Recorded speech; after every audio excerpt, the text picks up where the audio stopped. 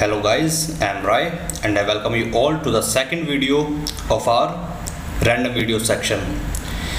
Friends, इस video में हम सीखेंगे कि हम किस तरीके से एक मैट्रिक्स के हर एक रो और हर एक कॉलम के एलिमेंट्स का सम कैलकुलेट कर सकते हैं।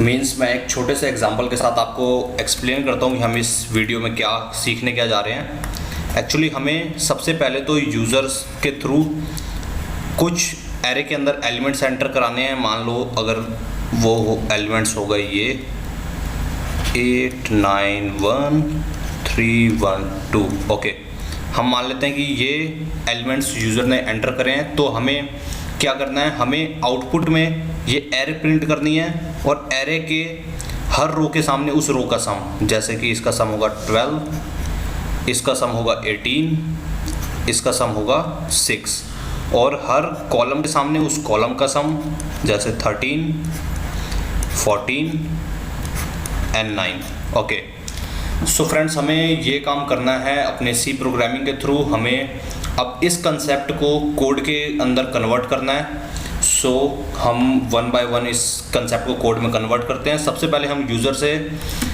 इनपुट एंटर करवाएंगे। ओके, सो सबसे पहले तो मुझे यहाँ पे कुछ वेरिएबल्स डिक्लेयर करने पड़ेंगे। मैं एक 2 डायमेंशनल एरे ले रहा हूँ जिसकी लिमिट मैं 10 बाय 10 की ले रहा हूँ। मीन्स इसमें 10 बाय 10 की मैट्रिक्स बन सकती है।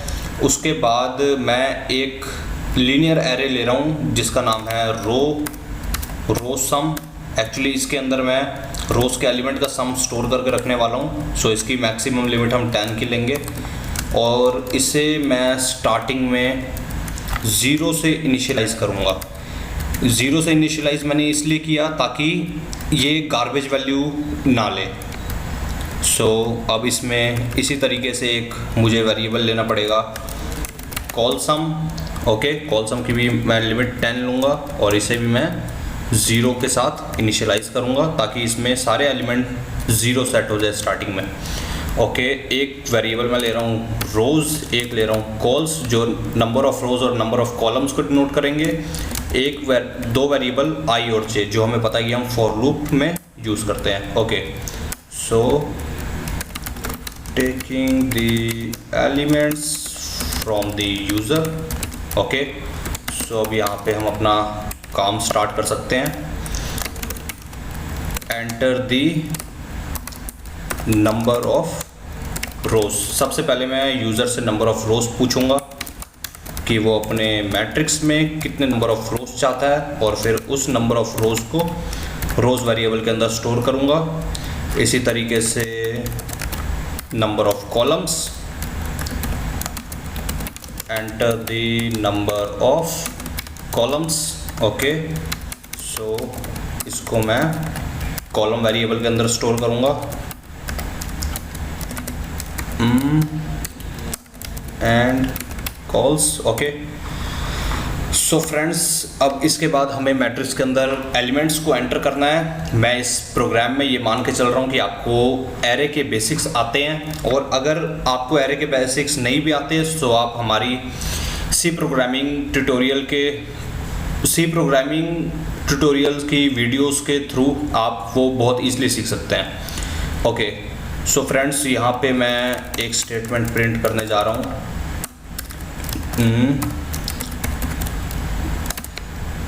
Enter the elements of array. Okay, so यहाँ से यूज़र को पता लगेगा कि इसके बाद अब मेरे को अपने एलिमेंट्स को एंटर करना है। सो हमें पता है कि जब भी हमें 2 डायमेंशनल एरे के अंदर वैल्यूज़ को एंटर करानी होती है या उन्हें रीड करना होता है तो हम नेस्टेड फॉर लूप की हेल्प लेते हैं। सो यहाँ पे मैं एक नेस्टेड फॉर लूप बनाने जा रहा हूँ। For j equal to 1, j less than equal to cols j plus plus. Okay, और यहाँ पे मैं एक स्टेटमेंट प्रिंट कराऊंगा /n के साथ, enter element array %t %t, i, j actually यहाँ पे मैं इस तरीके से प्रिंट कराना चाहता हूँ कि enter element array 1 1, enter element array 1 2, enter element array 1 3। सो इसलिए मैंने इसमें इस तरीके से फॉर्मेटिंग करी है। उसके बाद मैं स्कैनएफ यूज़ करूँगा। ओके, सो स्कैनएफ में %d और स्कैनएफ कहाँ वैल्यूज़ को स्टोर करेगा, तो वो एरे के ij पोजीशन पे वैल्यूज़ को स्टोर करेगा। ओके, सो फ्रेंड्स, जब ये बाहर वाले लूप में जब i की वैल्यू 1 होगी और उसके लिए जब ये अंदर वाला लूप पूरा चलेगा, मीन्स j = 1, j = 2, j = 3 के लिए, सो उस टाइम पे हमारे एरे के अंदर जब i = 1 होगा, मतलब हम फर्स्ट रो की बात कर रहे हैं, और जब j = 1, j = 1, j = 2, j = 3, means जब ये तीनों j 1 से लेकर 3 तक चल चुका होगा, मीन्स हम पहली रो के तीनों इनपुट ले चुके होंगे। इस तरीके से फिर बाहर वाला फॉर लूप जो है, मीन्स ये जो फॉर लूप है, अब इसमें i की वैल्यू 2 हो जाएगी और फिर से j की वैल्यू 1 2 3 चलेगी, जिसके थ्रू हम सेकंड रो में भी सारे इनपुट लेंगे। सो फ्रेंड्स, इस तरीके से हम 2D एरे में मीन्स हम वैल्यू को रीड करते हैं। सो ये छोटा सा मैंने ओवरव्यू दिया आपको। ओके, सो अब मैं कोड लिखने जा रहा हूँ, actual code for calculating the sum. Okay, so friends, now do this. अब जिस तरीके से मैंने एरे के अंदर एलिमेंट्स को एंटर कराने के लिए नेस्टेड फॉर लूप का यूज़ किया था, उसी तरीके से अब हमें एलिमेंट्स को रीड करने की ज़रूरत है, हम तब भी नेस्टेड फॉर लूप का यूज़ करते हैं। रोज i++। ओके, सो यहाँ पे अब फिर एक लूप आएगा, j = 1, j <= 2, कॉल्स j++, या अब यहाँ पे मैं क्या करने वाला हूँ फ्रेंड्स, अब इस स्टेप में आपको थोड़ा ध्यान देने की ज़रूरत है। मैंने जो ऊपर एक एरे लिया है रोसम के नाम से, एक्चुअली इस टाइम पे इसके सभी एलिमेंट्स 0 हैं, तो मैं क्या करूँगा, जो इसका रोसम 1 जो एलिमेंट होगा रोसम 1, उसके अंदर मैं अपने एरे के जो मेरे एरे में की जो फर्स्ट रो है उसके अंदर मैं मीन्स फर्स्ट रो के सम की वैल्यू स्टोर करने जा रहा हूँ। हम मान लेते हैं कि जैसे ये हमारा, अगर ये हमारा एरे है रोसम, ओके, रोसम है, तो इसका जो फर्स्ट एलिमेंट है इसके अंदर मैं अपने एरे के फर्स्ट रो का सम स्टोर करने जा रहा हूँ। सो फ्रेंड्स, अब ध्यान से देखना कि मैं वो किस तरीके से करूँगा। ओके, सो मैं यहाँ पे कोड लिखूँगा, रोसम i मीन्स i मेरा रो नंबर को डिनोट कर रहा है कि जब i 1 होगा तो इसके मीन्स इसके फर्स्ट एलिमेंट के अंदर, रोसम के फर्स्ट एलिमेंट के अंदर मेरी फर्स्ट रो का सम स्टोर होना चाहिए। So array ij। Okay, so friends, ये बहुत एक इजी कोड था। यहाँ पे मैंने लिखा है Rossum i = array ij, means जैसे जैसे अभी i की वैल्यू जब 1 है तो एरे जब i की वैल्यू 1 रहेगी तब j का लूप चलेगा, एक बार 1, एक बार 2, एक बार 3 के लिए, और इसी तरीके से फर्स्ट रो के तीनों एलिमेंट्स हमारे रीड होंगे और प्लस होके रोसम के अंदर स्टोर हो जाएंगे, रोसम के फर्स्ट एलिमेंट के अंदर। इसी तरीके से बाकी एलिमेंट्स के साथ भी होगा। ओके, सो अब हमारा ये सम हो चुका है, अब हम इसे एक्चुअली प्रिंट कर सकते हैं। सो printing the result. Okay, so यहाँ पे मैं एक स्टेटमेंट लिखना चाहूँगा,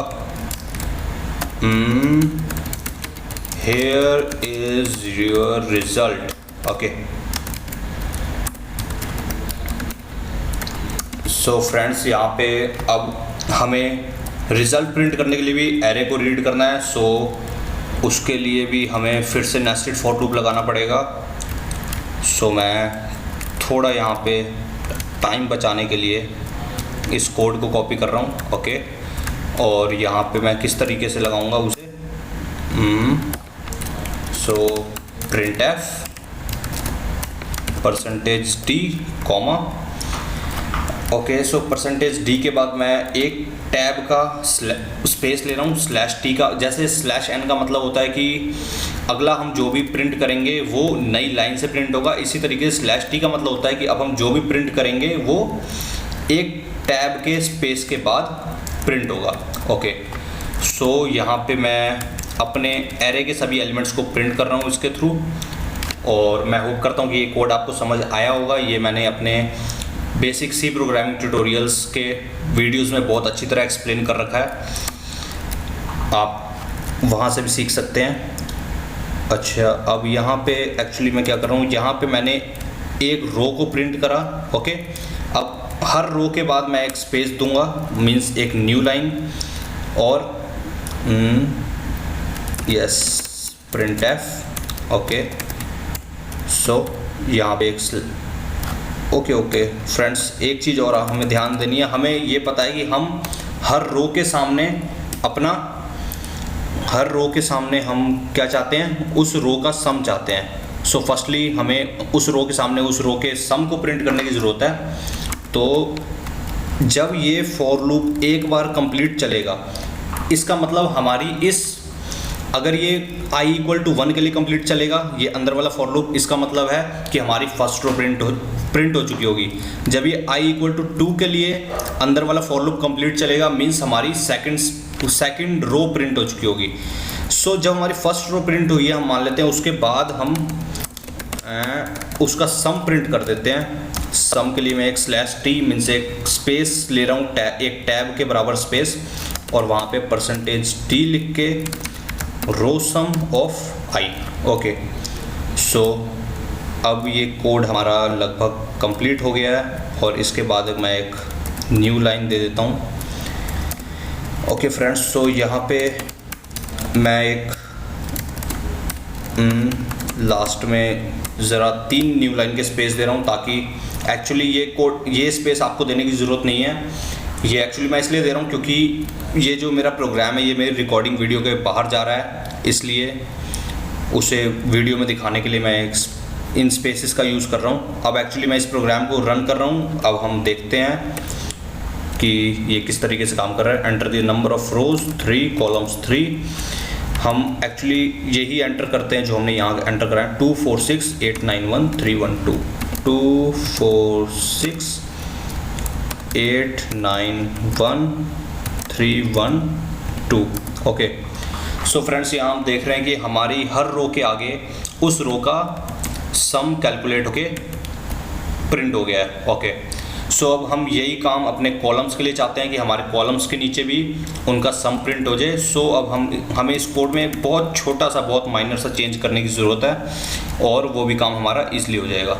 ओके, सो फ्रेंड्स, इस काम को आप ध्यान से देखना। यहाँ पे मैं ये जो एक्चुअल कोड था मेरा, उसके अंदर मीन्स अंदर जो जे वाला फॉर लूप था, उसके बाहर मैं एक स्टेटमेंट लिख रहा हूँ, col sum j plus equal to array i j। Okay, so friends, ये क्या बोल रहा है कि जब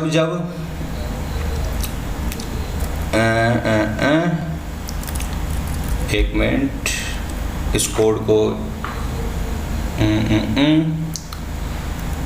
कॉल सम जे, अभी जे की वैल्यू कितनी होगी, 1 2 3। एक्चुअली इस कोड को हमें इसके अंदर लगाना पड़ेगा। सो मैं शिफ्ट डिलीट के साथ इसे कट करके शिफ्ट इंसर्ट के साथ पेस्ट करूँगा।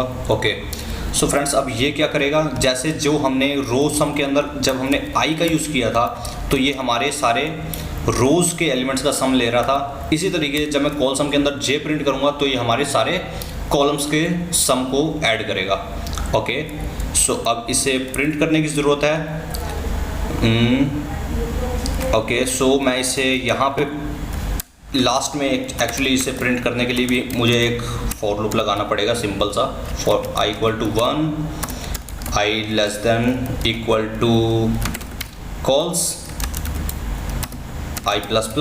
ओके, सो इसके अंदर अब मैं इसके प्रिंट के लिए स्टेटमेंट लिखूँगा।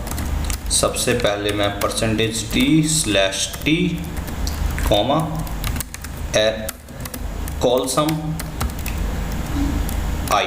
ओके, सो फ्रेंड्स यहाँ मैं क्या कर रहा हूँ, जब मेरा सारा रिजल्ट, एक्चुअली इतने में मेरा सारा रिजल्ट पिछला प्रिंट हो गया था, मीन्स हमारी रोज़ का सम प्रिंट हो गया था। अब मैं क्या कर रहा हूँ कि उन रोज़ के सम के बाद मैं अपने कॉलम्स का सम प्रिंट कर रहा हूँ नेक्स्ट लाइन में। सो यहाँ पे मैं एक नेक्स्ट लाइन का स्पेस भी दे देता हूँ ताकि आपको मीन्स ये रिज़ल्ट क्लियरली विजिबल हो।